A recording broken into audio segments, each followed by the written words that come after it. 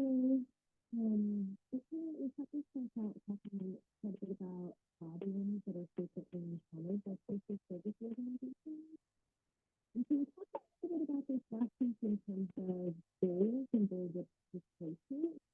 But the other thing that we probably talked about is the kind of engagement of goals. So not having specific or smart goals, the vagueness of the process. So that's another kind of problem that social service organizations are facing.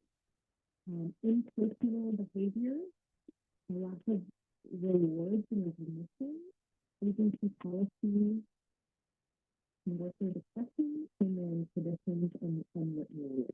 So let's quickly talk more about each of those.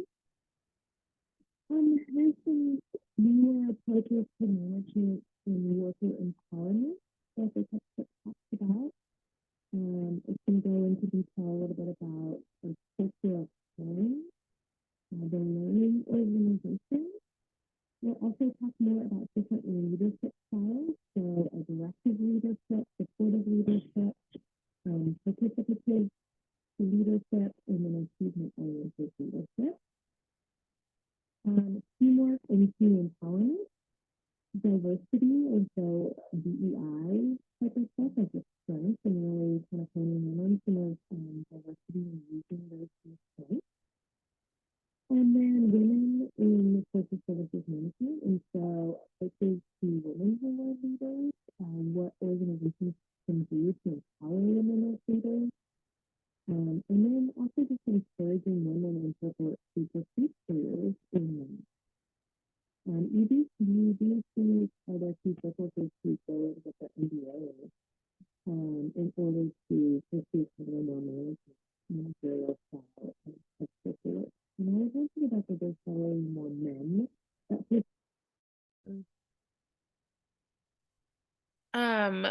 Client system empowerment by management. So factors working against client empowerment, organizational conditions that can enhance client empowerment, and then client dissatisfaction as well. So, specific management approaches, the textbook is going to go into detail about total quality management. And so, this style is really the focus is on clients as the customers. Quality, again, total quality management. Quality is really a primary goal. Employee empowerment and teamwork is also going to be a main focus. Um, as well as kind of continuous improvement of the organization as a whole. This week, you're going to learn a little bit about the 7 sins of service. And your discussion board post this week will also kind of tie into the 7 sins of service. So I would definitely be familiar with these terms.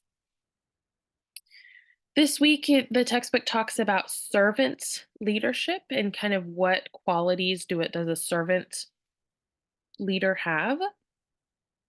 They might have a calling to serve. They have very good listening skills, empathy, persuasive skills, conceptualization, foresight, stewardship, growth, growth, and then also building community. Those are all qualities of a servant leader.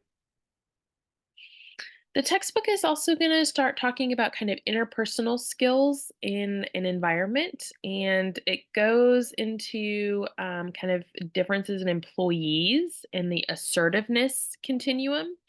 So, kind of on this end of the continuum, you have non assertiveness. This is oftentimes when people say things like you're a doormat, people walk all over you, kind of thing. You're not assertive. The other person is important, and you are not. Then you have kind of the assertiveness, where both of you are important, and then you have aggressiveness, and so you are important, and the other person is not important. This is one of the figures in the textbook that it goes into more detail.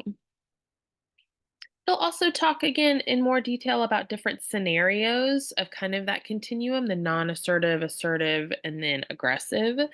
It goes into more detail about passive aggressiveness. It goes into detail about non assertives and being caught off guard.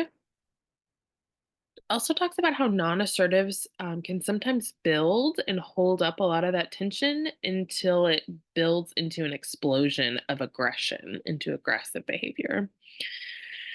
Um, it'll talk a little bit about appropriate assertiveness. Each of us has assertive rights, the advantage of it, the advantages of assertiveness, and then assertiveness training.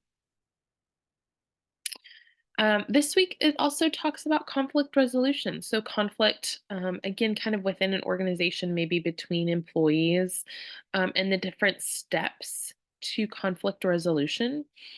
I like that these steps can also be applied outside of an organization as well, like with family members or a professor, a faculty member, or friends, kind of thing. So these, while it's kind of applicable in this setting in like social service agency settings, I mean these steps can kind of be utilized across the board. So that's just a brief overview of this week. I hope you all have a great week, and please let me know if there is anything that you need, and I'll talk to you soon.